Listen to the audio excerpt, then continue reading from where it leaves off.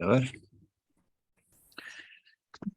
Bueno, los cursos de especialización tributaria de nuestra Universidad de Santiago, nuestro departamento de contabilidad y auditoría, les damos las gracias por la conexión y en este segundo webinar que vamos a realizar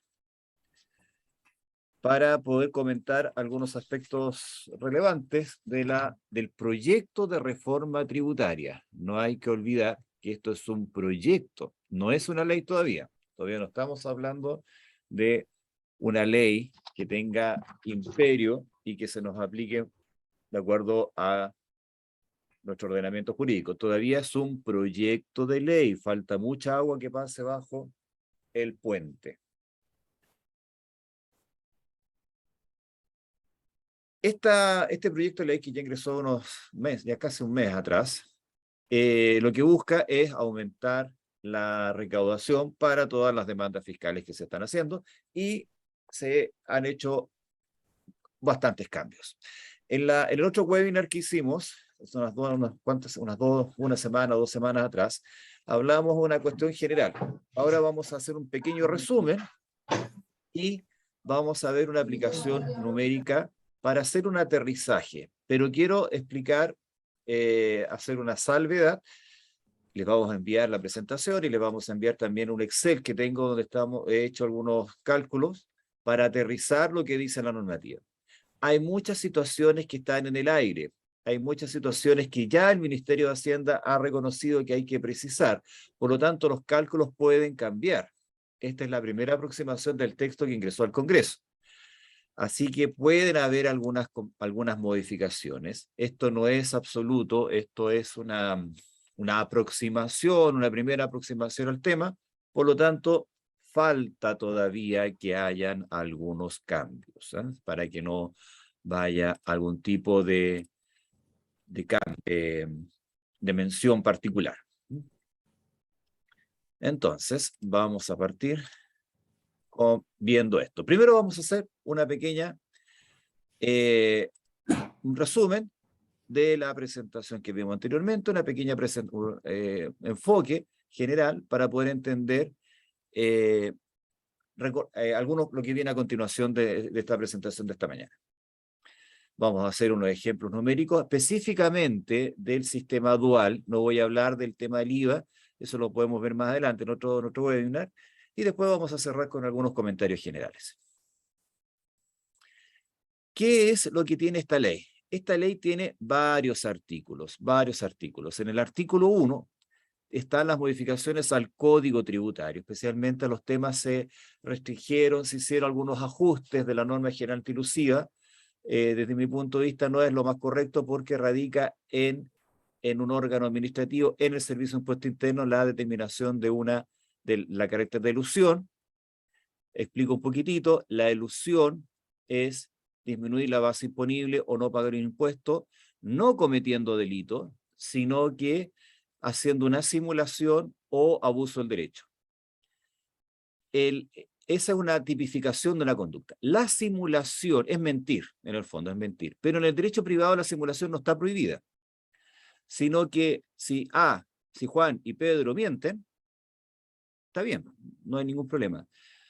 Pero si Luis se ve afectado por la mentira de Juan y Pedro, él puede ir a los tribunales y pedir al juez que resarza el daño de la mentira de Juan y Pedro, o Pedro y Juan.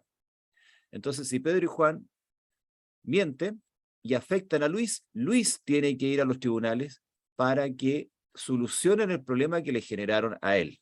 Pero no es un delito. En los diálogos sociales y no los diálogos sociales, en la discusión del Congreso se estableció que la elusión era un delito. Técnicamente no es un delito, porque un delito es una conducta tipificada en la legislación y que tiene una pena. La elusión es un concepto general, que es, como les digo, disminuir la base imponible, postergar el pago del impuesto a través de simulación o abuso del derecho. Y la simulación, para que entendamos, en el fondo es mentir.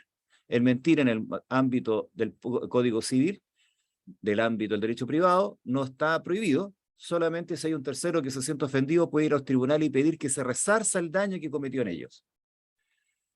En materia tributaria, ese tercero siempre es el fisco, Por lo tanto, es un tercero que siempre está ofendido, siempre se afecta cuando apañadamente un particular o particulares hagan algo para disminuir la base imponible, mintiendo. Y es el Estado que va a los tribunales y exige que se resarza ese problema y que le paguen el debido impuesto. Y son los tribunales, el TTA, el que determina esa situación y ordena a los contribuyentes a pagar el monto completo del impuesto. Pero en sí no es un delito, porque vuelvo a insistir, un delito es una conducta claramente tipificada en la ley y con una pena. Y esa es una vinculación sine qua non. Delito con pena estableció la ley. Eso es el ámbito del derecho penal, eso es un delito. Pero aquí estamos hablando de una infracción, estamos hablando de otro tema. Pero como está hoy día el tema, son los tribunales de justicia los que establecen esto. En cambio, el proyecto de ley establece que va a ser el servicio quien va a determinar si hay elusión. Entonces le cambia la potestad al Poder Judicial a un ordenamiento administrativo. Eso a grandes rasgos, mayor detalle. Pero eso es más o menos una de las modificaciones que está en el Código Tributario. El artículo 2 es el que nos convoca a nosotros, porque el artículo 2 es lo que modifica la ley de impuesto a la renta. Tiene varias modificaciones, pero lo más importante para nuestro webinar es que se crea un título cuarto, ter, que es del impuesto a la renta del capital. Se crea un nuevo artículo 63 bis. Y es la nueva forma de tributación, rompiendo, y hago este gesto así, rompiendo la integración del impuesto de primera categoría con los impuestos personales, donde el impuesto de primera categoría se da como crédito en los impuestos personales. Hoy día tenemos un artículo 14 que norma cómo se va a determinar la base imponible para que la utilidad, no, mal dicho, no cómo se determina la base imponible, cómo van a tributar los dueños de las empresas con respecto a los retiros, remesas o dividendos que perciban de sus empresas. Antiguamente, ese retiro iba al global complementario. Ahora va a ir al IRC, Impuesto a la Renta de Capital, que está en el artículo 63 bis, que va a estar en el artículo 63 bis. Estos proyectos, nuevamente lo recalco.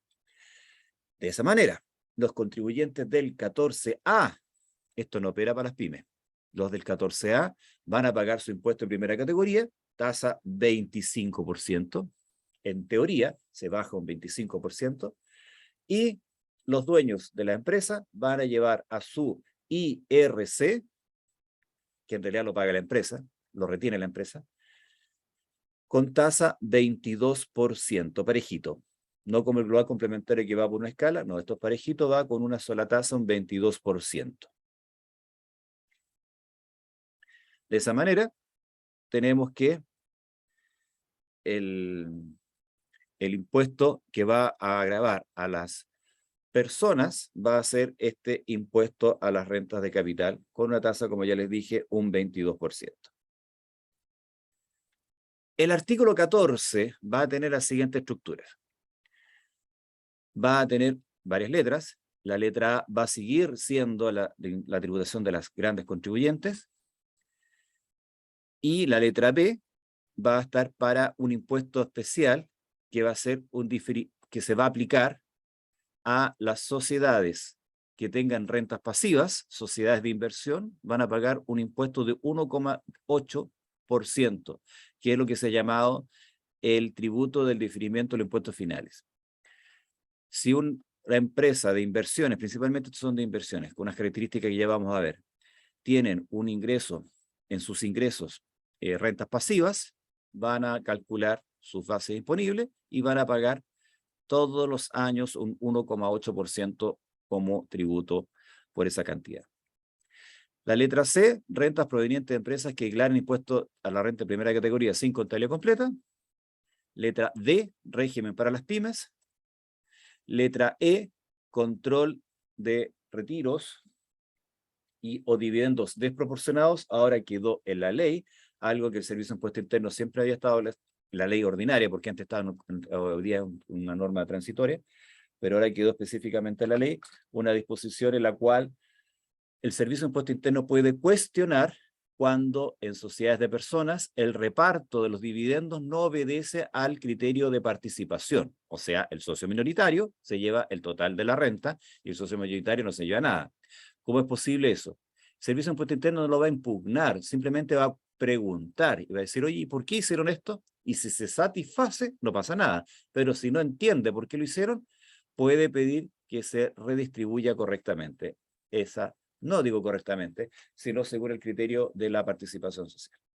Letra F, efectos tributarios de las organizaciones, algo que ya estaba en los textos. Letra G, contribuyentes no afecto al artículo 14, que son las corporaciones. Y la letra H, algunas definiciones. Vamos entonces repasando, esto ya lo hemos comentado, pero para recordar algunos detallitos. Este régimen de tributación dual, que realmente no sé cómo es dual, por qué se habla dual, a qué se refieren, algunos hablan de semidual, muchos eufemismos, establece lo siguiente. Los contribuyentes del 14A en régimen, cuando se aplique esto, tienen que determinar sus registros empresariales, en los cuales va a haber un registro que se va a llamar renta de utilidades acumuladas, el RUA. Y de esta RUA se van a imputar los retiros en primera instancia. Si superan el RUA, van a ir a las rentas de diferencias temporales. Por favor, no piensen que estas diferencias temporales son lo del impuesto diferido. En una reunión con los profesores, un profesor insistía que era impuesto diferido, impuesto diferido.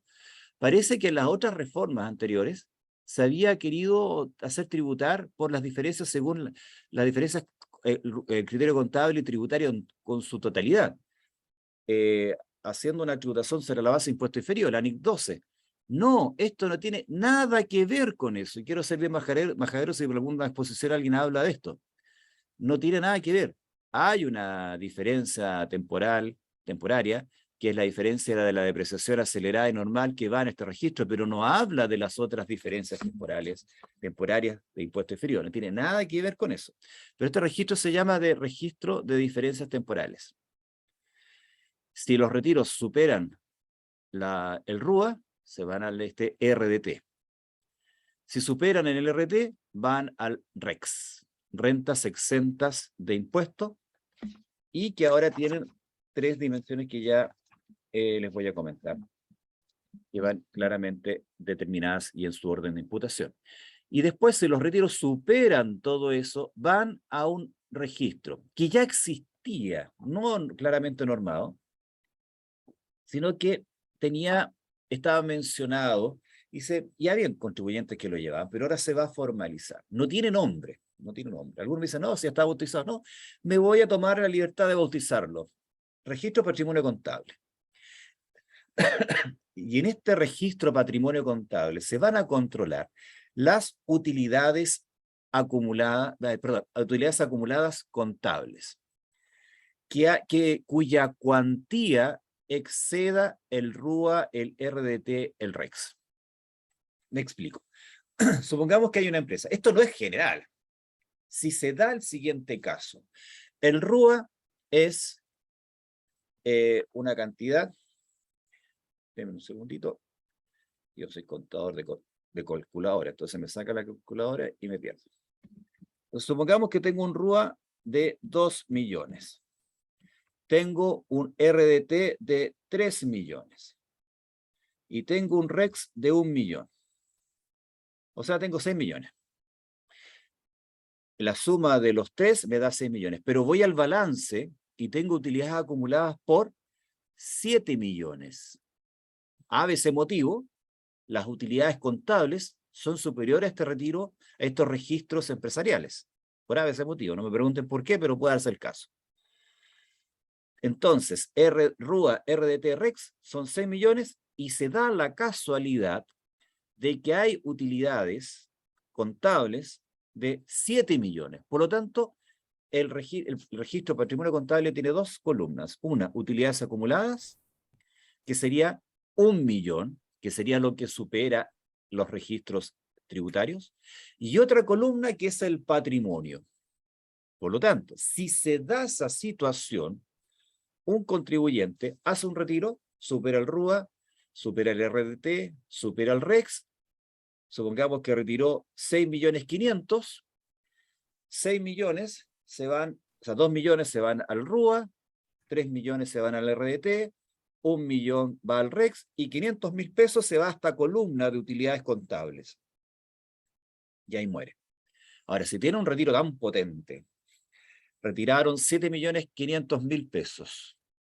2 millones se va al RUA, 3 millones al RDT, 1 millón al REX, 1 millón a la columna de utilidades acumuladas contables y 500.000 pesos se va al capital pagado. Y si se va al capital pagado, es devolución de capital y no paga impuestos. Hablemos rápidamente para que nos recordemos qué es el RUA. El RUA va a registrar las rentas, registra rentas o cantidades provenientes de renta líquida imponible del año, menos el impuesto a la renta primera categoría, menos los gastos rechazados no afectos al artículo 21, o sea, provisión de impuesto a la renta, multas, intereses y reajustes de entidades fiscales, por ejemplo. Y eso me da una columna, un monto. O sea, es la utilidad del año menos el impuesto a la renta. Es la utilidad neta. Y también se considera dentro del RUA las utilidades acumuladas del ejercicio anterior actualizadas por la variación del IPC.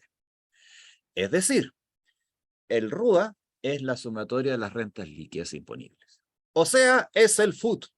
Hermanos míos, tomémoslo de las manos, ha resucitado. Resucitó el FUT. ¿Lo pensaron que el FUT iba a morir? No, ha vuelto, porque el FUT era bueno. Todo lo queremos y resucitó. Y así como ese personaje de James Armstrong que murió y resucitó, no me acuerdo cómo se llamaba ese. O Aslan de las Crónicas de Narnia. FUT está en esa onda. volvió nuevamente. El RAI murió. Si hay pérdidas tributarias en un año, se rebaja de las utilidades acumuladas anteriores. ¿Ya? O sea, en un año tengo pérdidas, se absorben por la utilidad acumulada. Y si eso es negativo, quedan cero. Es decir, no hay RUA negativo. No hay RUA negativo. Y eso, por favor, ténganlo. Put Lázaro, como dicen por ahí. No hay RUA negativo. Sáquense de la cabeza eso. Al igual que no había RAI negativo. RDT. Primero se anotan los saldos anteriores debidamente actualizados por la versión del IPC y tiene dos columnas. Diferencias positivas entre la depreciación acelerada y normal es el DEDAN, el FUF anterior. Esa es la primera columna. Pero aquí el legislador dice, y además se va a considerar ahí cualquier renta percibida o devengada, afecta a los impuestos personales, que no forme parte de la renta líquida imponible. Son los 3 atributos que pone el legislador, 3 atributos. Cualquier renta percibida o devengada afecta a los impuestos finales y que no paguen, no formen parte de la renta líquida imponible. ¿Qué? No lo sé. Lo hemos conversado con hartos colegas y eso es un bolsón que caería muchas cosas. Podrían ser rentas líquidas de SOFRI. Eso podría ser. Pero si no tengo SOFRI, no tengo esa columna. Podrían ser también utilidades de decreto de ley 701. No sé si queda algún previo acogido a esa disposición. Podría ser. Pero este RDT tiene una característica que ya vamos a mencionar. El REX tiene Profesor, 3 disculpe, columnas. buenos 3 días. columnas. Sí, las Profesor, preguntas las hacemos después, por disculpe. favor. O me las mandan al WhatsApp, perdón, WhatsApp, al chat. Al chat, ¿ya? Perdone. Es que estoy estructurado para hacerlo así, pues. El REX tiene 3 columnas. 3 columnas. Una columna 3 columnas. Rentas con tributación cumplida. O sea, el ISFUT. Una segunda columna, rentas exentas de impuestos finales. Y una tercera columna, ingresos no constitutivos de renta. Que me van quedando pocos ingresos no constitutivos de renta. Antes era re fácil porque podría ser artículo 107. Pero no quedan, ya no es a renta, ingreso no renta.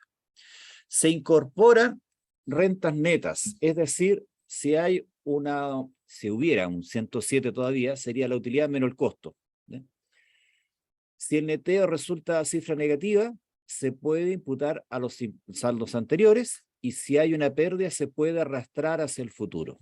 O sea, es posible un REX negativo. ¿Para qué sirve un REX negativo? No sé. ¿Ya? Antiguamente, cuando había Fondo de Utilidades Tributarias, cuando habían ingresos no renta por enajenación de acciones y también habían ingresos mayor valor afecto al impuesto de primera categoría en carácter único, estoy hablando antes del año 2016, había sentido de que hubiera un FUND negativo. Pero hoy en día no le encuentro mucho sentido que haya FUND REX negativo. Pero si hay, se arrastra para adelante. El patrimonio contable aquí tiene dos columnas. Lo que excede, lo que supera del REX se imputa a las utilidades contables acumuladas y el capital aportado. Y el capital aportado no es la cuenta capital corregido por la variación del IPC del año, sino que se tiene que tomar los puntos del IPC, de los puntos. Y en el webinar anterior yo les mencionaba que para sacar los puntos hay que tomar los puntos que están en la página web del INE. Del mes anterior de la fecha del aporte, o de la constitución de la empresa o del aporte, y el punto del mes anterior al término del ejercicio. A nivel de puntos se aplica esto. Y se imputa a la cuenta capital, a la columna capital, hasta la concurrencia y la participación que le corresponde a la propiedad de cada partícipe. O sea, si yo hice un retiro, y ese retiro tiene que llegar, tiene que imputar la columna capital solo hasta el porcentaje que me corresponde, para que sea ingreso no renta. Te dirán, bueno, ¿y qué pasa si supera? Si supera mi porcentaje, es renta. Es renta, va al global complementario. Pero lo que alcanzó a ser imputado a la columna capital es devolución de capital. Artículo 17, número 6. La imputación se hace al capital corregido que forma... y se formaliza, lo que se imputa al capital es una disminución de capital y tiene que ser formalizado, tiene que ser a través de una escritura pública y se tiene que informar al Servicio de Impuesto Interno. Y el Servicio de Impuesto Interno espera hasta febrero del año siguiente, del año que se hizo el retiro. Ya, vamos a ver unas preguntitas antes de pasar a otra proyección. A ver. Los retiros en exceso, al parecer, van al RT. Los retiros en exceso tienen otro tratamiento, otro tratamiento. Si todavía tengo retiros en exceso, otro tratamiento que no voy a ver ahora porque tengo que explicar otros conceptos para llegar a entender eso. Eso lo vamos a ver en este tercer webinar cuando hablemos de la transición, pero un poquito complicado. Capital aportado y aportes, aplica reajustes conforme a lo señalado. No entiendo mucho. Don Marcos Sadrón, tanto tiempo. Capital aportado y aportes aplica a reajuste conforme a lo señalado. No entiendo mucho lo que me está consultando. Los dividendos percibidos irían allá. No, los dividendos percibidos no van al RDT. Los dividendos van a la renta líquida imponible. En la parte numérica lo vamos a mencionar. Incentivo al ahorro va al RT. No sé, ahí tengo mis dudas. Bueno, sigamos. ¿Cómo opera entonces este impuesto a las rentas de capital?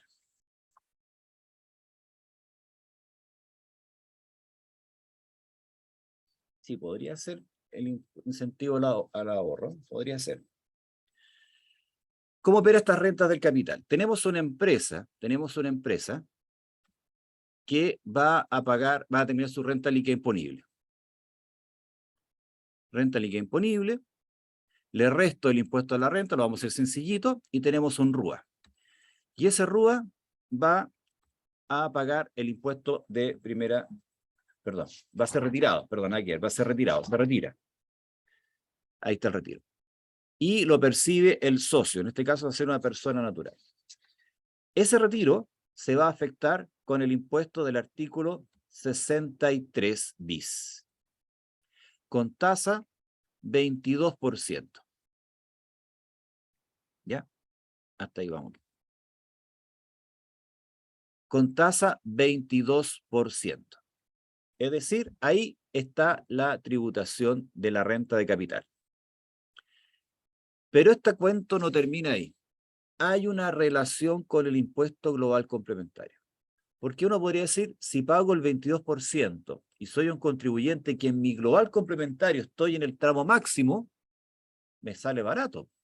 porque en el régimen actual, todo dividendo da a mi global complementario. Y el dividendo estaría pagando tasa 40, 43%. Así que esta norma se podría pensar de que fue un beneficio para los contribuyentes que tenían mucha tasa, porque solamente va a pagar un 22%. Y a su vez sería un perjuicio para aquellos contribuyentes que están en un tramo del global complementario más bajo. Estarían obligados a pagar un 22%. Para evitar eso, este retiro tiene que estar vinculado con el global complementario. Y la primera alternativa, que es la norma general, es que ese dividendo se considere como parte de la base imponible, pero como renta exenta, dándole un tratamiento que está en el número 3 del artículo 54.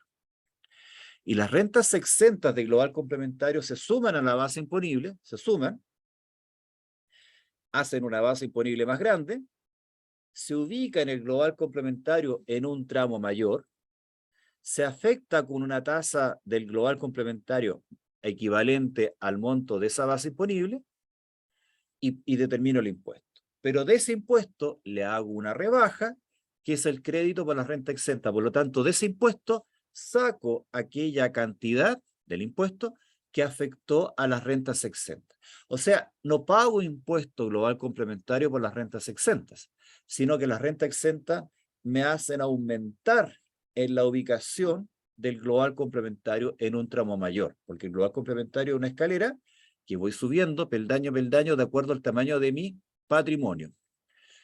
Con las rentas exentas me hacen ubicar en un patrimonio mayor. Y me hace afectar con una tasa más grande a toda mi base imponible. Esa es la gracia. Y ese fue un mecanismo que, tengo que decirlo, lo propusimos cuando la Universidad de Santiago participó en los diálogos sociales que organizó el Ministerio. Y ahí pueden ustedes verlo en la página web del reformatributaria.cl, aparece las audiencias que hubo y ahí nosotros mencionamos eso. Pero yo planteaba una tasa de un 3, un 5%, no un 22%, así que no me echen la culpa a mí de la tasa. El mecanismo era lo que yo planteaba. Y la otra alternativa a eso es incluir el retiro, o sea, no afectar con esa alternativa que yo les mencioné de que fuera ingreso una renta exenta, sino que incluirlo en la base imponible, considerarlo renta afecta y ocupar como crédito el impuesto a las rentas de capital. O sea, la alternativa de esto es integrar el impuesto a las rentas de capital al global complementario. O sea, se copia el mecanismo que está vigente hoy en día. Se suma la base imponible y utilizo como crédito el impuesto, el IRC. Eso es lo que algunos han llamado que se reliquida el impuesto global complementario. Y aquí hay que ser súper preciso. Hay algunos que dicen que todo contribuyente reliquida el impuesto global complementario por los dividendos. No, técnicamente no, no hay una reliquidación. No es una reliquidación como nosotros conocemos según el artículo 47 de la Ley de Impuesto a la Renta, o la reliquidación del impuesto global complementario según el artículo 17, número 8, que en razón del mayor valor en la generación de acciones o derechos sociales. Ahí hay una reliquidación mencionada, pero no es ese mecanismo. Esto aquí jamás se hace una reliquidación, porque una reliquidación es volver a calcular el impuesto. Aquí lo que se hace son dos alternativas: o lo consideras renta exenta o lo consideras renta afecta. Pero cuando es renta afecta, le aplicas un crédito. O sea, no es lo mismo, no es lo mismo. Entonces, no es que se haya una reliquidación. Algunas precisiones. Las empresas tienen que retener el 22% cuando se realicen remesas, retiros o dividendos.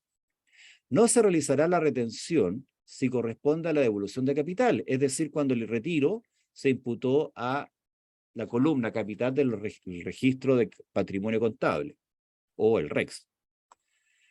Y hay que respetar las siguientes reglas de imputación. Como ya mencioné, los retiros se imputan al RUA.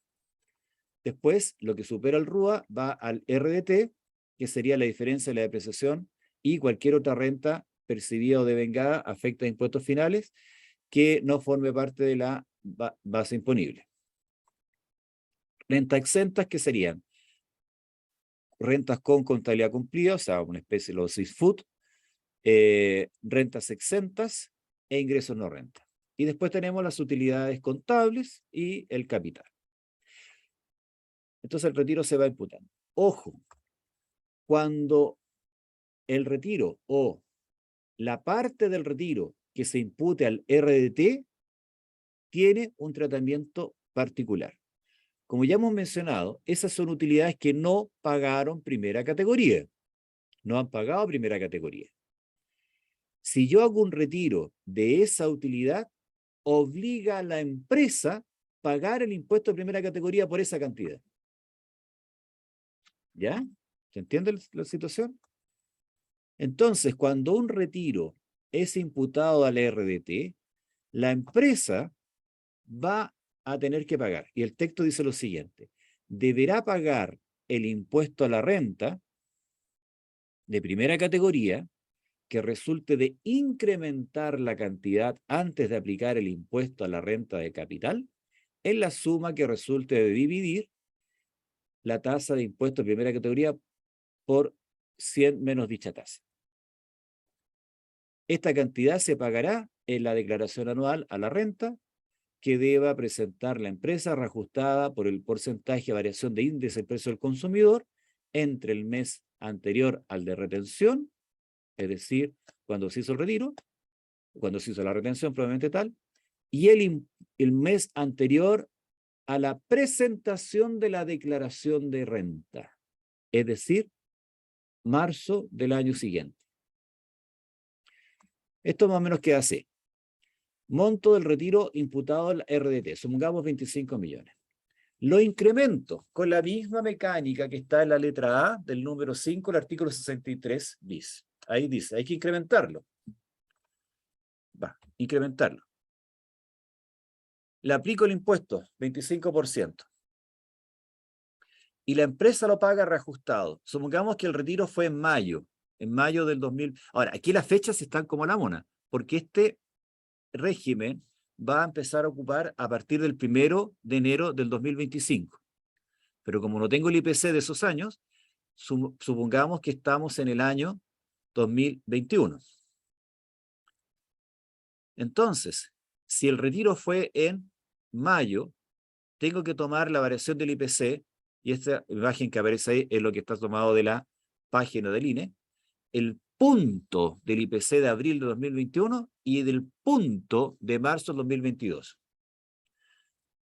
Y ahí me da el impuesto que voy a aplicar. Ese es un impuesto especial, ¿ya? Que es un doble impuesto. Perdón, no impuesto, me estoy metiendo en otro lío. Es un impuesto que se aplica por utilidades que no pagaron primera categoría y que son retiradas por los dueños. La alternativa de tratamiento al retiro en el impuesto global complementario, ¿se elige cada año o está en discusión cómo será? Es alternativo, porque dice alternativamente. Profesor, ¿qué pasa cuando el socio que retira es otra? Ya, don Mauro, lo vamos a ver en los ejercicios. Estoy haciendo un repaso, si esto ya lo había comentado, pero estamos ahí activando la neurona porque después todo esto lo vamos a ver en los ejercicios. Así que vayan poniéndose zapatillas y buzo porque vamos a hacer ejercicio. Ahora, un pequeño resumen, recordatorio. Tributo del diferimiento de los impuestos finales, que está en la letra D del artículo 14 de que yo les mencioné. Artículo D. Este tema es solo para contribuyentes del 14A, cuyos ingresos tengan el siguiente comportamiento. 50% o más de sus ingresos brutos correspondan a rentas pasivas. O sea, según lo que se ha definido en este caso como rentas pasivas, beneficio de participación en otras sociedades, o sea, soy sociedad de inversiones y recibo dividendos, rentas devengadas de inversiones de empresas del 1441H, según definición del 41G, es decir, inversiones en sociedades con países con beneficio fiscal, o inversiones en cualquier país que sean sociedades de inversiones. Y el 41G nos dice que tengo que devengar en Chile la utilidad de mi sociedad de inversión en el extranjero cuando la utilidad de la sociedad de inversiones en el extranjero supera a 2.400 UF. Capitales mobiliarios, contratos derivados, regalías por uso de marcas, mayor valor en la enajenación de acciones u otros instrumentos.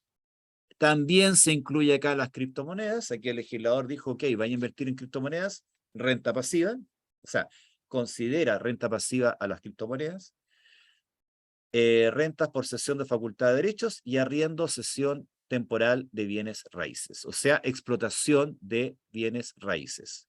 Si una empresa inmobiliaria hoy en día es considerada rentas pasivas. Así que, ojo, a esos contribuyentes se le aplica este impuesto del 1,8 de todos los años. Este otro impuesto. ¿Ya? Y no será considerado como renta pasiva el ingreso de venta de activos fijos cuando no sea su giro. Ese es un impuesto que se determina para esos contribuyentes. ¿Y cómo lo determinan? Se toma el RUA, el RDT, esa es la base imponible, 1,8 es el impuesto anual que tienen que pagar estas empresas. No sobre el 50% de las rentas pasivas, no, sino que el tener rentas pasivas en más de un 50% de mi ingresos brutos me obliga a ser contribuyente de este impuesto, que se determina tomando el RUA, el RDT, y le aplico 1,8. ¿Ya? Nuevo impuesto. Tenemos impuesto de primera categoría, tenemos ahora, que ya estaba, tasa 25%, tenemos el impuesto a la renta capital, IRC, y este impuesto de la letra B, que solo se aplica para las sociedades que tienen rentas pasivas en más de un 50% de su patrimonio. Dije yo que había rebaja de impuestos, un 27%. En mi columna del día 18 de junio, en el diario Estrategia, puse rebajas de tasa de impuesto a las empresas. ¿Hay una rebaja de un 25 del 27 a un 25%? Sí y no, porque se crea un nuevo artículo 20 bis que crea una nueva tributación que se llama tasa de desarrollo, que es un impuesto muy particular. Solo se aplica para contribuyentes del 14A, es decir, los pymes no tienen nada que ver acá. Esto es para todo contribuyente, ¿no? Rentas pasivas, lo que sea, contribuyente al 14A. Va a tener que tomar la renta líquida imponible inicial, voy a tener que sumar gastos de investigación y desarrollo, que ya voy a referirme a qué se entiende por eso, me va a dar un nuevo subtotal, lo multiplico por un 2% y me va a dar un tope. Es decir, tengo que primero determinar un tope, que es igual al 2% de la renta líquida imponible que tiene que considerar gastos de investigación y desarrollo, y me va a dar un monto. ¿Qué se considera como gasto de investigación y desarrollo? Aquellos pagos efectuados, efectivamente pagados, que tengan las siguientes características: que hayan sido inversiones de investigación y desarrollo de la ley 20.241, que es esta ley que incentiva a aportar, lo que me sé que son donaciones y que daban crédito, no sé, no tengo muy claro, pero se puede aportar a centros de investigación que dependan de universidades, que sean reconocidos por CONICYT y que desarrollen algún tipo de proyecto. Yo aporto a este tipo de situaciones, investigación y desarrollo. Primera característica. O adquisición, manufactura y servicios de alto contenido tecnológico de emprendedores que estén validados por Corfo. Entonces, los proyectos de incentivo a la investigación, que son platas que da la Corfo, los startups, y hay otros proyectos que la Corfo insta y da crédito, en el fondo un crédito, a veces les pasa plata, a los proyectos startup eran 5 millones de pesos que le daba para formalizar la empresa de un emprendimiento que desarrolla tecnología. Entonces puede ser inversión de la ley 20.241, de comprarle productos a este tipo de emprendedores, desembolsos para la preparación y presentación de solicitudes de protección de propiedad intelectual e industrial, perdón, la inscripción de patentes industriales. El otro día conversaba con una empresa con capitales extranjeros, donde pagaron 14.000 euros para la inscripción de algunas marcas, eran marcas, eran productos agrícolas. Y me trataban de explicar de que había muchos gastos que hacer porque había que sacar muchos permisos. Cerca de 13 millones de pesos lo encontré un poquito excesivo, ¿ya? Ahí me va a mandar un informe para explicarme qué lo que era. De ignorante quizá, pero por lo visto inscribir marcas no es tan fácil. Desembolsos destinados a obtener certificados ISO. Todo el proyecto, todo lo que tengo que hacer yo, contratar a los capacitadores, a la agencia que me va a ayudar para lograr la certificación ISO, eso también cae dentro de este monto.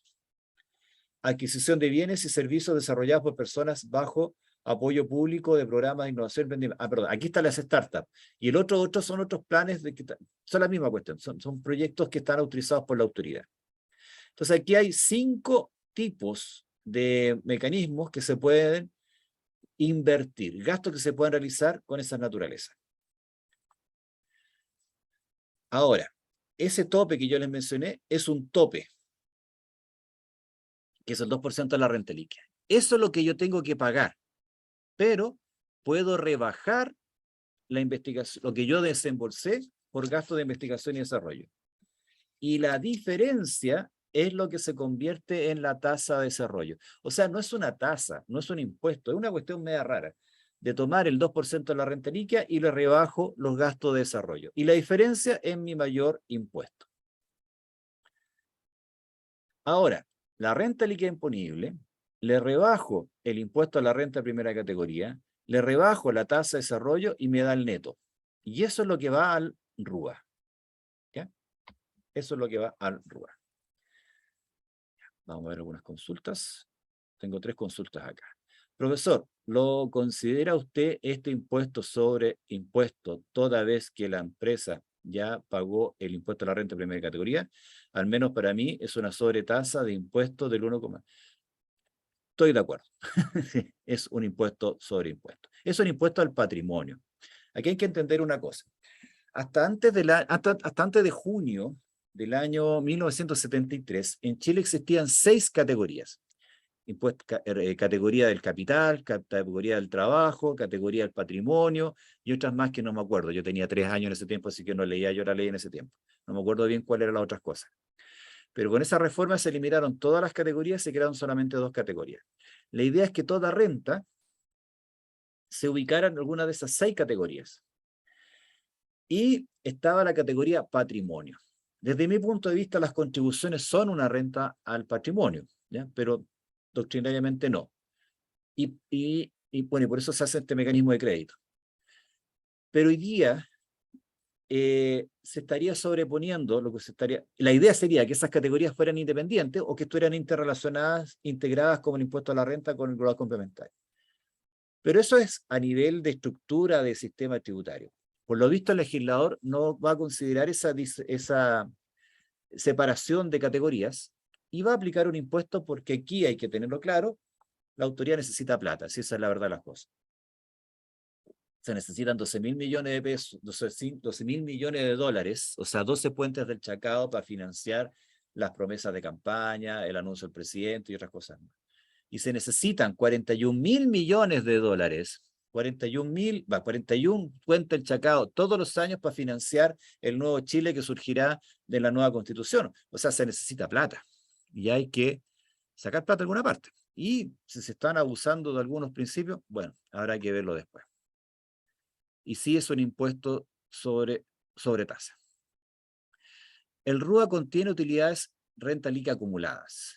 En el año 1 no se realizarán retiros, en el año 2 se pagará un impuesto sobre impuesto, el impuesto 1,8. Pareciera que sí, pareciera que sí.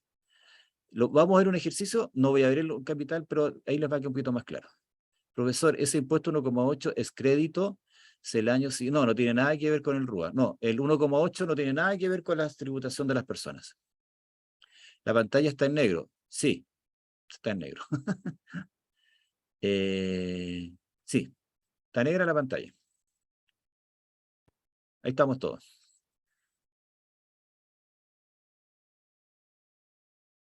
Y que ahora vamos a hacer ejercicios.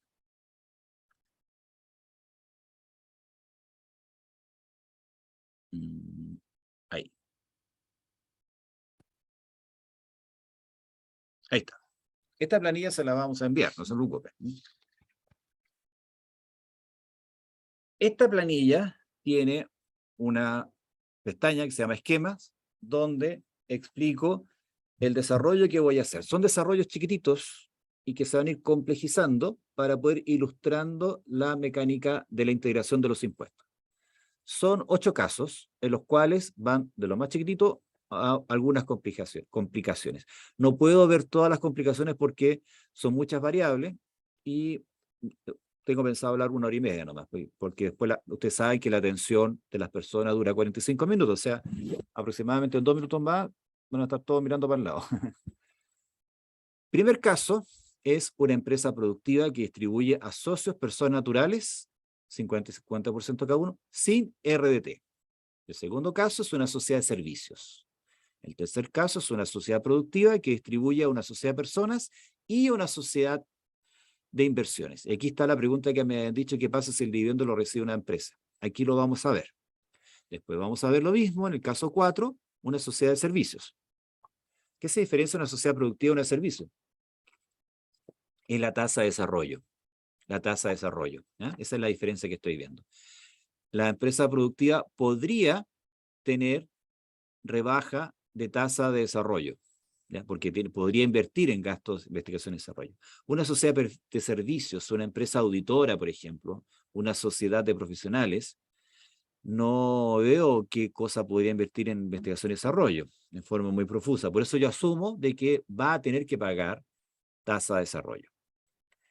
El número 5 es una productiva con 2 socios personas naturales, pero tenemos RDT. El 6 es lo mismo, sociedad de personas que paga tasa de desarrollo y con RDT. Y los 2 últimos son lo mismo, con RDT, pero con socio, persona natural y sociedad de personas. Eso para que nos vayamos viendo. Primer caso es una sociedad productiva que tiene socio, personas naturales. ¿Ya? Aquí esta es la imagen, persona, sociedad productiva, por eso le pongo una chimenea, y tiene socios, personas naturales. Vamos a ver la renta líquida imponible. Renta líquida imponible, 128 millones. ¿Cómo se forma esto?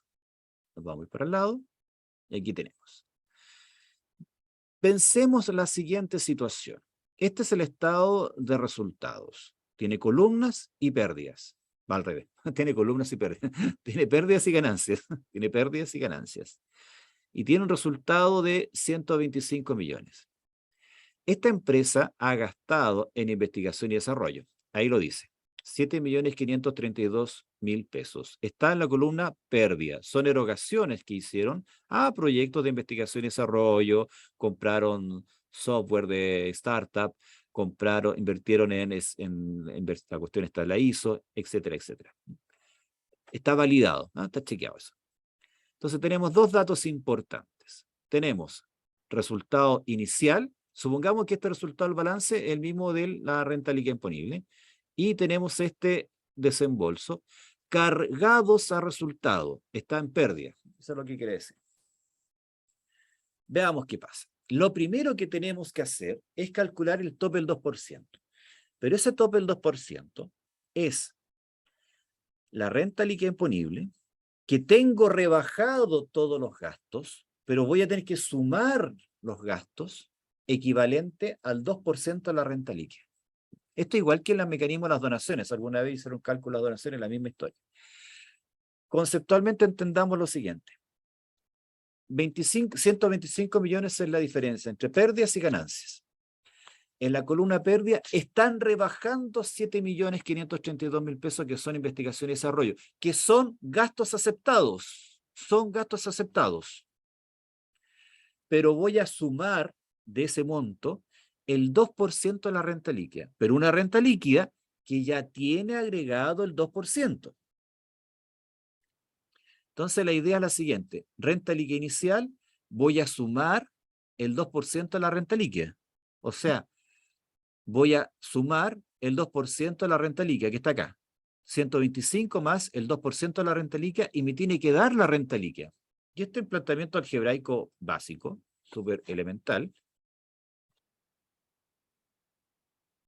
y que es despejar RLI, despejar X. Entonces esto es un juego aritmético. Si esto está sumando, se pasa restando para el otro lado. Aquí tengo RLI menos 0,5 RLI. Puedo factorizar por RLI, me da 1 menos 0,2, RLI por 0,98, que es 1 menos 0,2. Esto está multiplicando, lo paso dividiendo y me da la renta líquida imponible. Eso es álgebra que nos enseñan en el colegio. Entonces, veamos si es cierto. La renta líquida inicial, le sumo el 2% de 128 que me da acá, me da ese monto, y efectivamente, si yo sumo estas dos partidas, ustedes pueden ver acá abajito, 128. Por lo tanto, es tan sencillo como, por lo tanto, el tope del 2% de la renta líquida para que los gastos de investigación y desarrollo sean rebajados del 2% de la renta líquida es 2.560.000 pesos. Monto gastado en I+D, que están cargados en resultados, que están ahí, 7 millones. Por lo tanto, renta líquida inicial más el I+D, que son gastos que están formando parte de los 7 millones, pero que yo no los voy a dejar como gasto, es como un crédito. Pasan a ser esto como crédito, como el crédito a las donaciones, como yo les decía. Se los sumo a la base imponible y esa es la base imponible final. De esa manera, tengo renta líquida imponible final con el agregado de los I+D. Le aplico el 2%, tengo el tope. Este que está acá sería mi impuesto, mi tasa al desarrollo, que es el 2% de la renta líquida. Y eso es lo que voy a ocupar. ¿Cuántos son los gastos de desarrollo que yo hice? 7 millones. Les vuelvo a insistir, eso está ahí. 7 millones. De esos 7 millones, saco 2.560.000 y lo rebajo al tope. Por lo tanto, ¿tengo tasa de desarrollo que pagar? No, porque el 2% lo cubrí con ese gasto. ¿Qué pasa si yo hubiera tenido menos plata para gasto de desarrollo? Tendría una diferencia. Tendría una diferencia y tendría que pagar el impuesto. ¿Ya?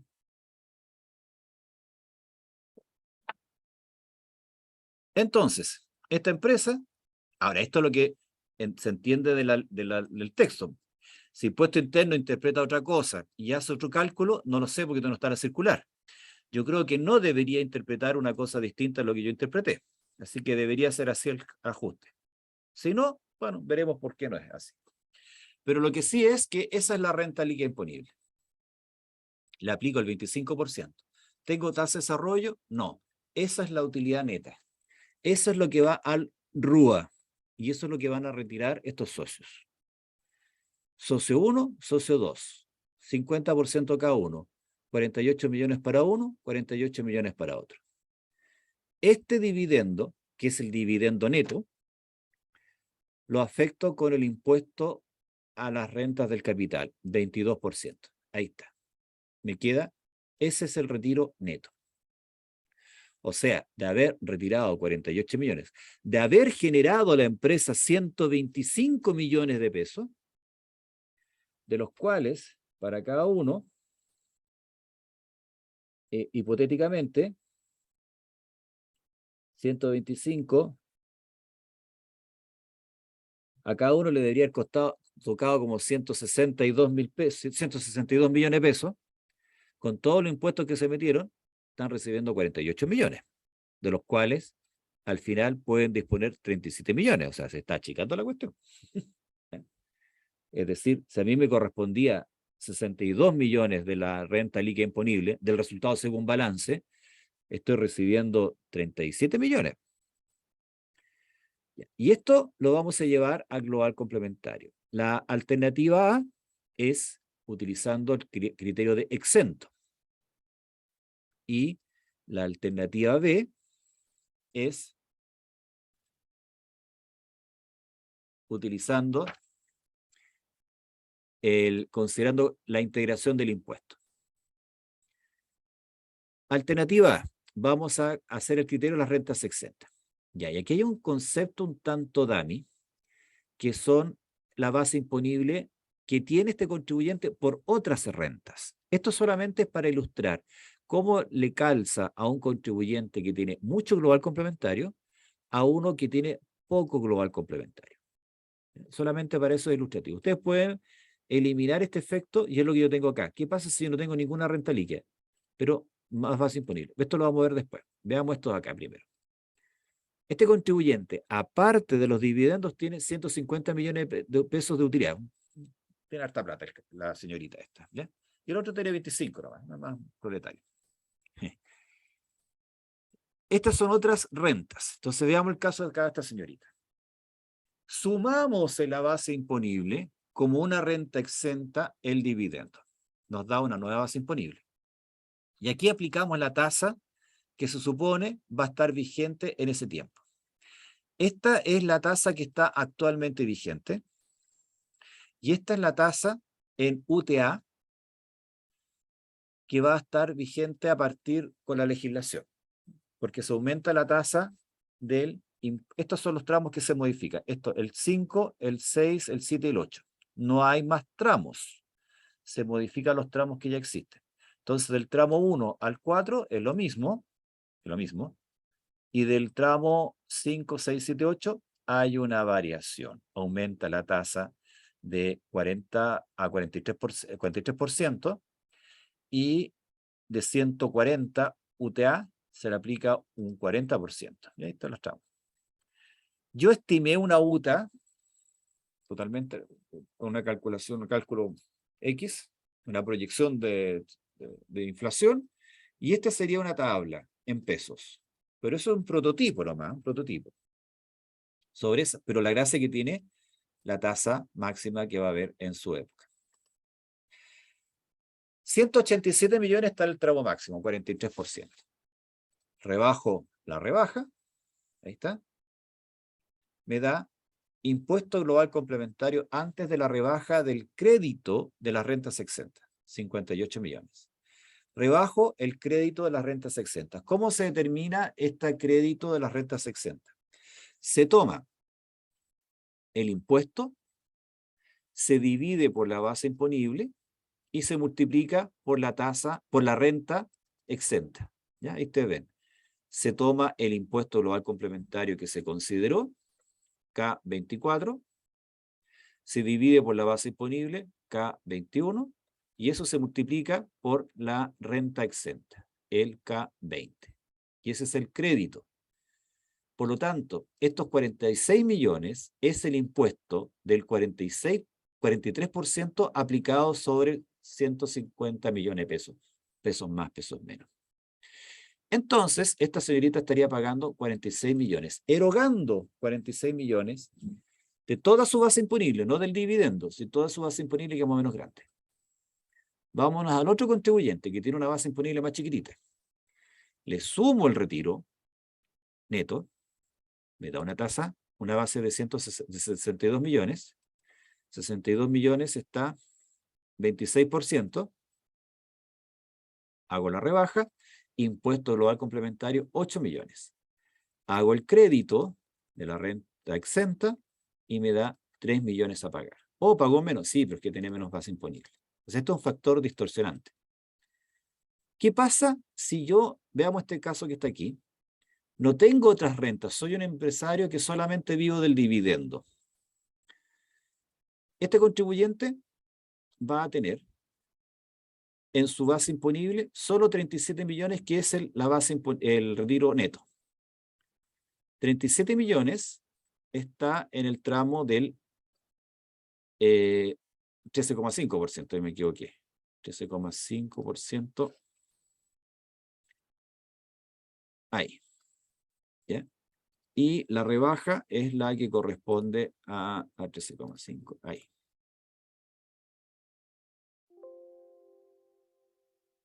Me da ese impuesto. Ese impuesto, yo saco el impuesto generado por la renta exenta y me da lo mismo. No pago impuestos, claro, pues si la única base imponible que tenía, la única renta era una renta exenta. Obvio, obvio, ¿no es cierto? Aquí también hay que modificar esto. En cambio, este otro contribuyente, para que veamos el efecto, tiene otras rentas chiquititas de 1 millón de pesos. Ese millón de pesos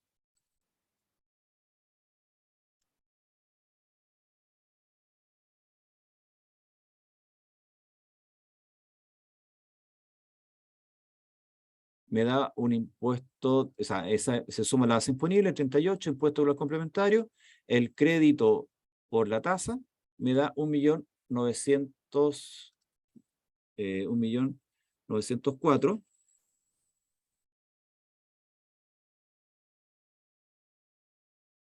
1.904, le aplico el crédito de la renta exenta y me da un monto a pagar, 49.000 pesos. Esos 49.000 pesos es producto de esa renta imponible.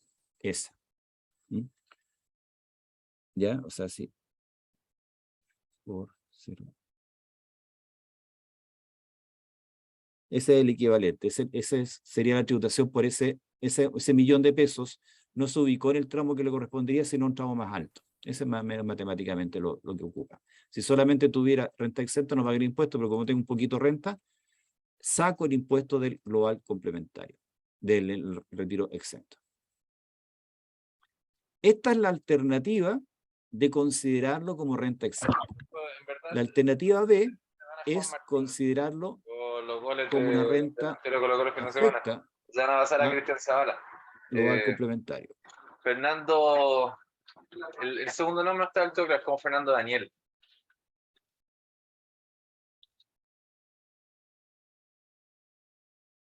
La otra alternativa es considerarlo como una renta afecta global complementario, integrando el impuesto de primera categoría, perdón, el impuesto a la renta de capital con el global complementario. Entonces tengo aquí otras rentas, sumo el dividendo exento y sumo el crédito, el impuesto, el IRC, lo sumo, porque aquí va a ser crédito. Lo sumo. Tengo esa base imponible. Tasa de impuesto, rebaja, impuesto global complementario, y acá no estoy rebajando el crédito por la renta exenta, sino que estoy rebajando el crédito del IRC, estoy rebajando el impuesto del IRC como crédito. El mismo mecanismo de los dividendos con el impuesto de primera categoría. Por eso yo digo que acá se está integrando el impuesto a la renta, se está integrando el impuesto a la renta capital, al igual como estaba el impuesto a la renta de primera categoría. Y me da 52 millones de pesos. Un contribuyente que tiene un global complementario grande. Un contribuyente con global complementario más chiquitito, 76 millones, sí, estamos bien. ¿O no? Así. No, me corrió 76 millones. 76 millones. 73, ahí, 35, y esta. Ahí está.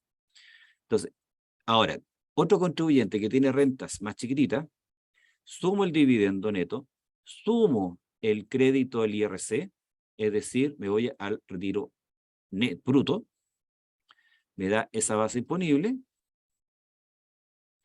aplico la tasa del tramo, aplico la rebaja, está bien ahí, me da ese impuesto, aplico como crédito el de primera categoría y me da ese impuesto a pagar.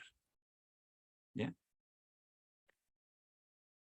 Aquí, si ustedes pueden ver, estoy en una tramo en 26%, 62, sí, un 26%, y acá estoy en un tramo, un 35%, el crédito me hace saltar un tramo más alto.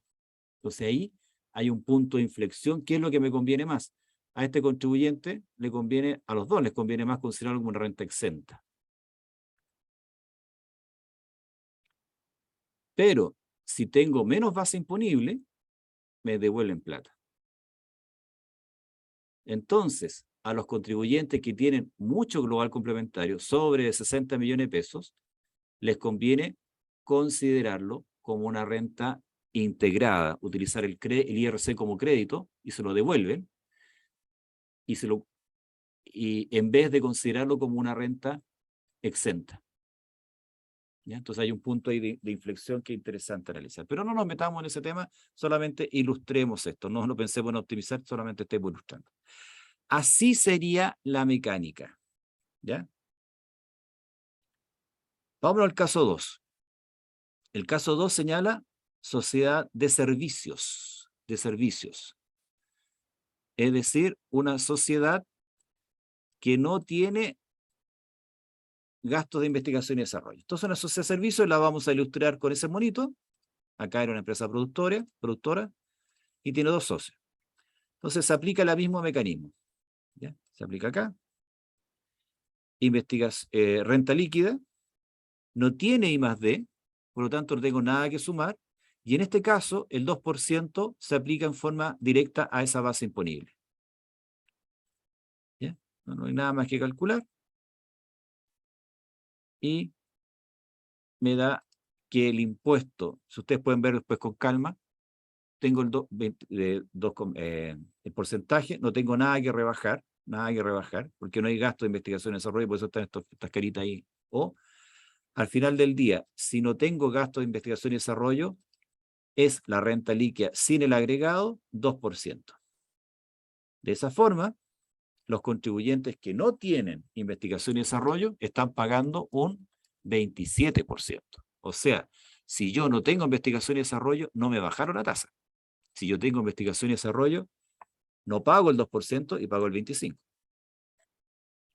Eso es lo que hemos interpretado hasta el momento. 91 millones de pesos, en este caso, y acá eran 96. La base imponible son 125 porque no tengo el agregado, y la base imponible son 128. Se reparte entre 2 personas, rebaja del IRC. Retiro neto. Va al global complementario de los contribuyentes, y aquí voy a revisar porque parece que las tasas se me corrieron 60. Ah, no, este está bien. Caso 2. Y la misma mecánica, se utiliza el crédito como renta exenta, y aquí está la carga tributaria, que ustedes pueden comparar después con esta, que es más grande, que es más chico. Así se aplicaría si se considera como la renta exenta alternativa A. Alternativa B, tomo el dividendo, aumento con el incremento por el crédito, base imponible, impuesto, rebaja, crédito del IRC. Ustedes pueden ver fórmulas, ahí está, de dónde viene. Después que ustedes van a tener esta planilla y después pueden jugar de dónde salió el cálculo siguiendo la composición de las fórmulas. Ese crédito que viene de ahí arriba. Por lo tanto, en este otro caso te devolvían eso.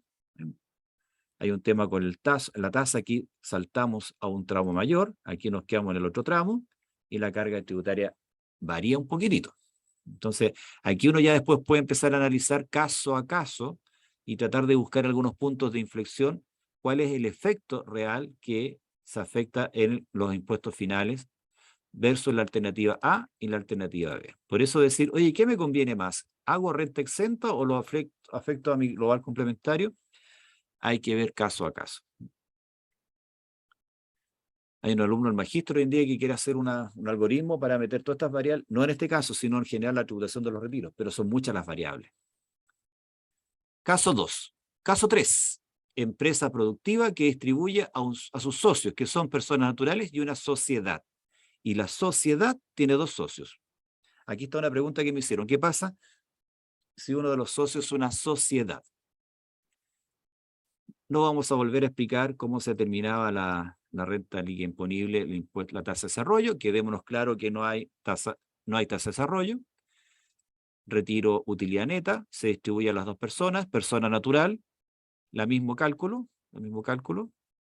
Aquí lo estamos considerando exento y aquí lo estamos considerando afecto utilizando el crédito. Ya la mecánica la vimos, pero aquí tenemos una sociedad. ¿Cómo tributa la sociedad? Y aquí está hay una duda. Hay una duda. La normativa nos dice que el dividendo se considera dentro de la renta líquida imponible. Recién me habían preguntado si acaso los dividendos formaban parte del RDP. No. Se modifica el artículo 37 y establece que los dividendos recibidos de sociedades que tributan en primera categoría se consideran dentro de la base imponible. Y aquí hay un tema. Si tengo sociedad A, sociedad B.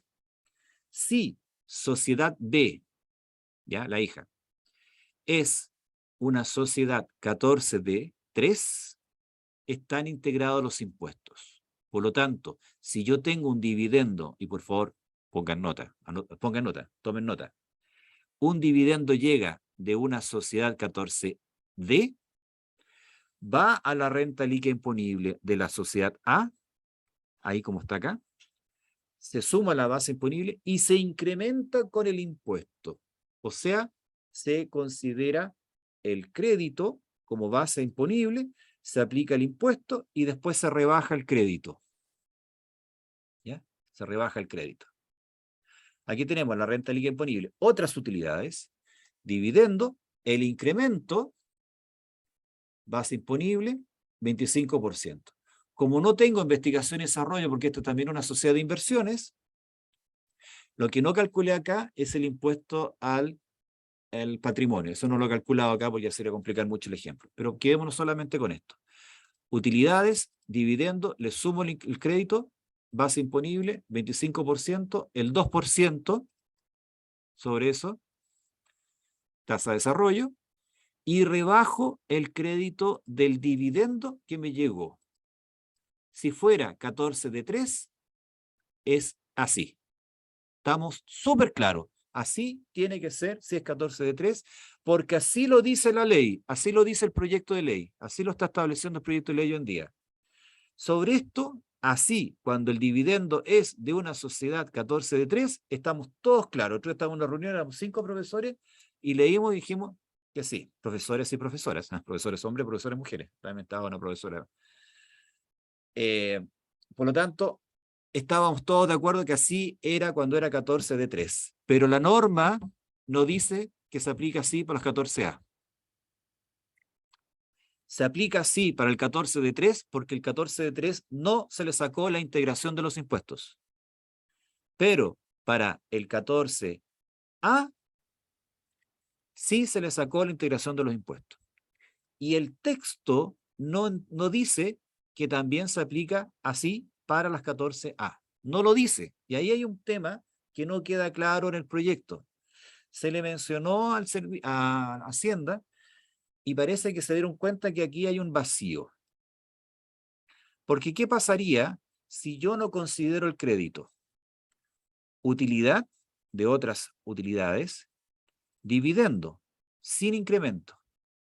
Me aumenta la base. No tanto como el otro, 25%. No tanto como el otro, pero no tengo la rebaja. Y aquí sí es que es tanto como el otro, porque estoy pagando un impuesto de un 16% versus un 14%. ¿Y por qué tengo una diferencia? Porque no estoy utilizando el crédito. O sea, estoy pagando impuesto sobre impuesto. Esta lógica que está así es de la lectura aplicando gramática castellana al texto.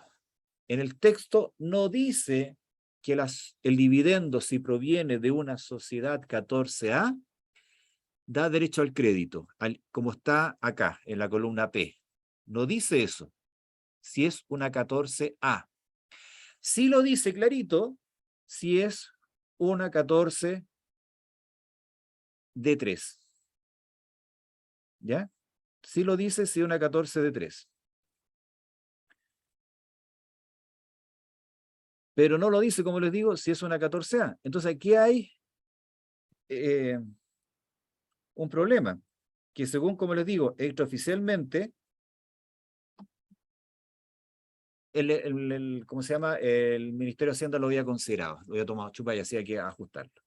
Si no lo considera, estamos generando una tributación sobre tributación, lo cual no es fácil. Bueno, pensemos que sí lo consideraron. Esta sociedad lo distribuye en sus dos socios. Estos dos socios aplican IRC. IRC va al global complementario. Seguimos con una tremenda tasa, una tasa más chiquitita. Perdón, una tremenda base, una base más chiquitita. Y así.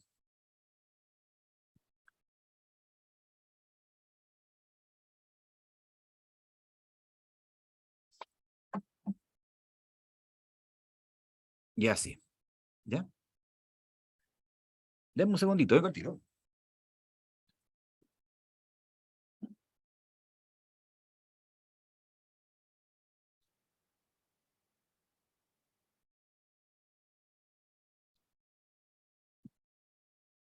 Listo, no se notó. Entonces, así ocurriría con si lo consideramos como crédito. Pero si no lo consideramos como crédito, tenemos el otro efecto. Es menos utilidad, menos dividendo, te llega menos dividendo, más chico, ¿ya? 35-21, tasa impuesto a la renta, base imponible grande, base imponible chica, y pago menos impuestos porque es menos el dividendo. Estoy recibiendo menos, ¿ya? ¿Por qué? Porque se aplicó impuesto sobre impuesto. Caso número 4. Empresa de servicios distribuye a persona natural 50-50 sin IRT. Es decir, la sociedad inicial está pagando impuesto tasa al desarrollo. Tasa de desarrollo, que este otro caso no lo tenía. No lo tenía, ¿ven? Esa es la base imponible, se distribuye, es más chica. Esta tributación de acá, la señorita, ya la conocemos. Nos vamos a la sociedad. La sociedad le va a llegar menos dividendo, porque está pagando la tasa de desarrollo. Y aquí tenemos nuevamente la situación. Le sumo el crédito, y yo, según yo, sería el crédito tanto impuesto de primera categoría como la tasa de desarrollo. Se le aplica a los socios, y ahí tienen la tributación. Y en este caso aquí tiene una devolución. Si fuera sin crédito de primera categoría por 14A, va al dividendo, va otras rentas, perdón, el dividendo, base imponible, 25%, tasa de desarrollo, a los dos contribuyentes, y si lo considero como renta exenta, y lo meto acá. Tiene una devolución porque el dividendo es más chico, porque paga más impuestos. Entonces, hay que verlo con calma esto, porque no porque salga negativo, paga menos impuestos. Paga menos impuestos porque tiene menos dividendo, ha pagado más impuestos. Caso número 5. Ahora vámonos a empresa productiva, tiene tasa de desarrollo, pero los retiros se van imputados al RDT. Y ahí esto es nuevo. ¿Cómo se calcula el dividendo, el impuesto que va al RDT? Tenemos que ver acá una especie de un pequeño prototipo de los impuestos de los registros empresariales. Tenemos el RUA, el RDT. Subtotales de este año, que es la renta líquida imponible, y un RDT, que es un dato que se los menciono. ¿Ya? Está un dato. Rebajamos el impuesto a la renta, no hay tasa de desarrollo porque no hay, porque tengo tasa de desarrollo, y rebajo, o sea, tengo gasto de I+D, y me da ese monto. Ahora, yo retiré 110 millones de pesos. 110 millones de pesos se consumió todo el RUA. Y 13 millones va a ser imputado al RDT. Pero de estos 13 millones, yo tengo que pagar el 25% de eso. Y ahí tengo que irme a este cálculo que está acá. Si yo tengo 13 millones que se va al RUA, significa que me llevé utilidades netas del impuesto. Netas del impuesto. O sea, de una utilidad que le apliqué el 25%, me da los 4 millones, y la diferencia me da los 13 millones que retiré. O sea, si yo tengo 13 millones, tengo que hacer acá este factor, que es la tasa dividido por 1 por 100 menos la tasa, que es utilizar un incremento, que es la misma lógica del caso 1 que les mencioné acá, de esto, cuando tengo que sumar un monto, es la misma lógica matemática algebraica básica. ¿Ya? Entonces, el monto que va al RDT, antes tengo que haber sacado el impuesto, y ese impuesto se calculó de esta manera. Este monto lo multiplico por la tasa del impuesto, dividido por 100 menos 25, que es lo mismo que dice la ley, lo dice la ley en el fondo, me da el monto, y ese es el retiro bruto, por así decirlo. Entonces, si yo sumo estos dos, me da los 18 que están ahí. Y ese es el impuesto que la empresa va a tener que retener y va a tener que pagarlo a la declaración en abril. Entonces, yo retiré 110 millones, de los cuales los 96 se fueron al RUA y 13 se fueron al RDT. Y por haber imputado el RDT, aquí hay una nueva carga tributaria que la empresa va a tener que pagar. Y ahí tenemos el registro de los saldos empresariales. De esa manera, aquí está la distribución del retiro. Entonces, si yo tengo RDT y tengo un retiro que se imputa al RDT, tengo que tener precaución de este impuesto que hay que calcularlo. Después de los 110 millones, uno para cada uno, porque eso es lo que yo retiré acá.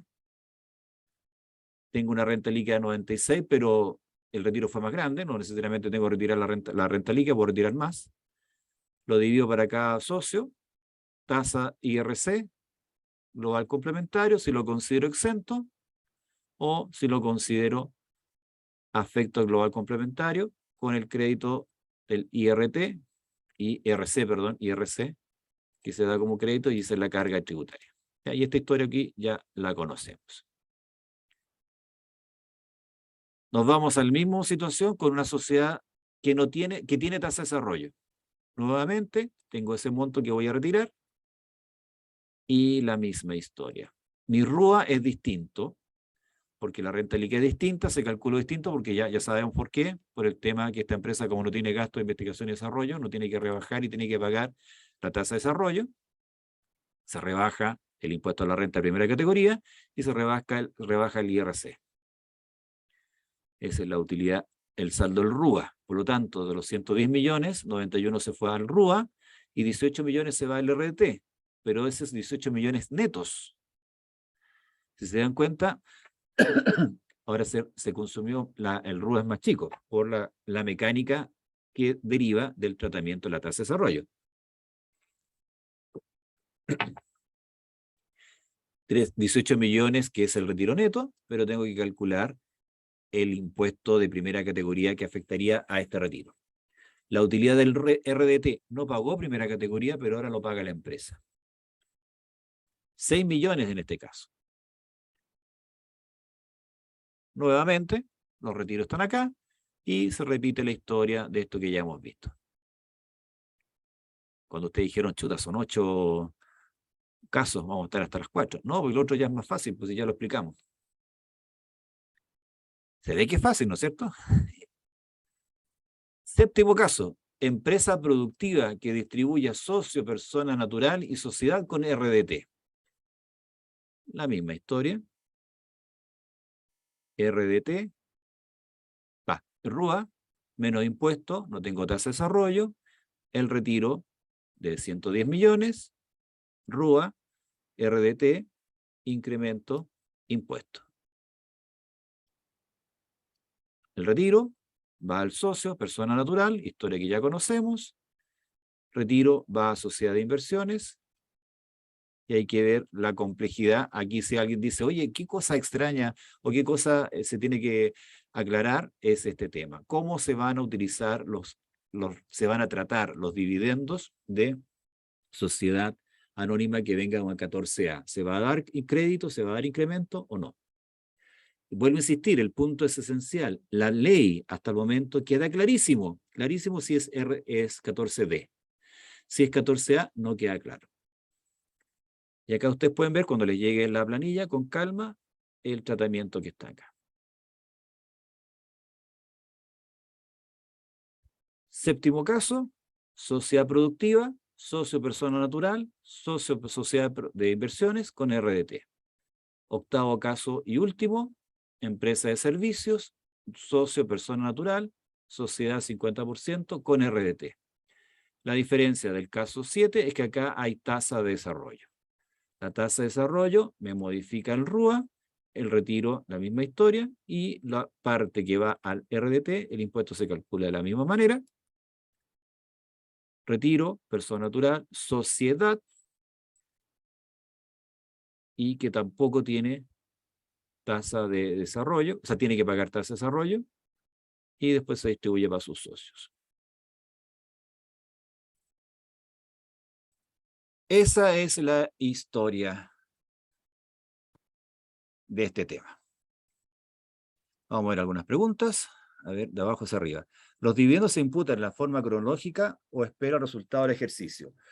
Los retiros, hoy en día, perdón, desde la reforma tributaria del año 2014-2016, los registros empresariales se hacen al final del año.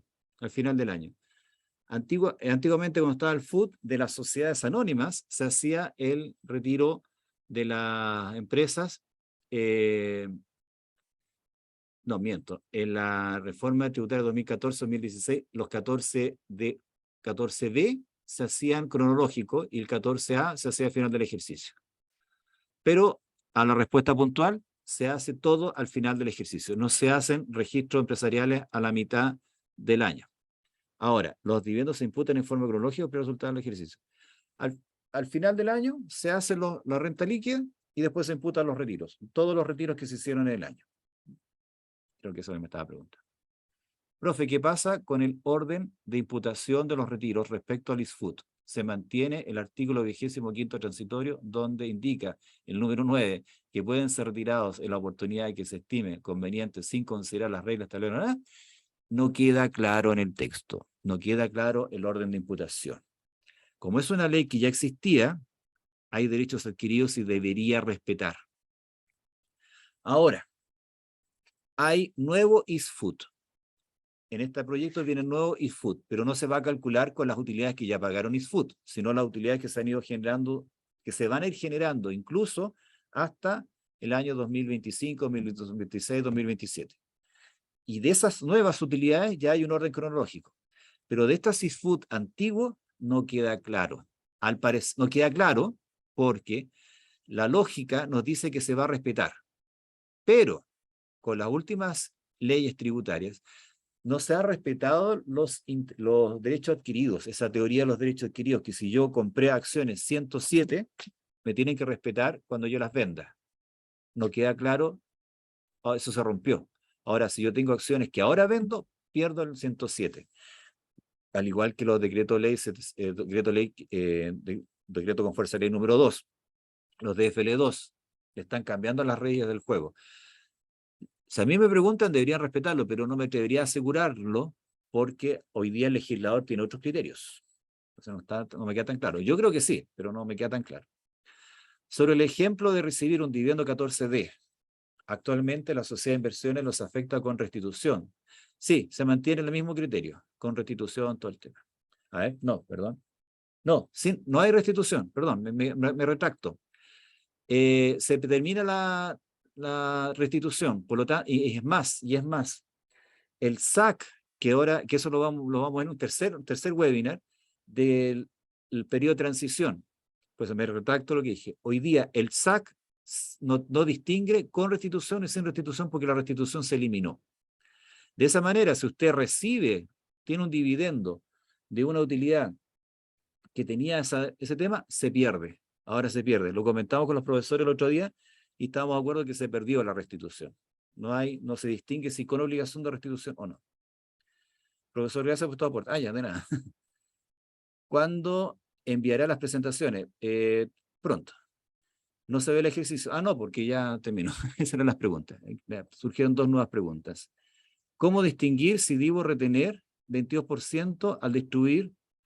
No, es que la empresa siempre, la pregunta es, ¿cómo distinguir si debo retener el 22% al distribuir dividendos? Siempre la empresa tiene que retener el 22%, siempre. Ahora que el dueño, el socio, lo utilice como renta exenta o renta afecta global complementario, ese es problema del dueño, del socio, no es problema de la empresa lo retiene nomás. ¿Ya? Muy bien. A ver, la última pregunta, profesor, en el artículo 2º, número 3, en su parte final, señala que el orden de imputación señalado en el orden son sin perjuicio de las preferencias de otras... Ya, bueno, no sé, habría que analizar un poco más acá. Bien, damas y caballeros, ha sido un placer haber estado con ustedes esta mañana. Muchas gracias, maestro. Don Jaime, ¿cómo está? Muchas gracias. Espero que les vaya muy bien y por la atención prestada, muchas gracias. Espero poder realizar el tercera parte del webinar, que sería la transición. Muchas gracias. Gracias, profesor. Gracias, profesor. Chao, que esté muy bien. Gracias, Germán. Muchas gracias. Muchas gracias. Nos vemos, nos vemos. Gracias.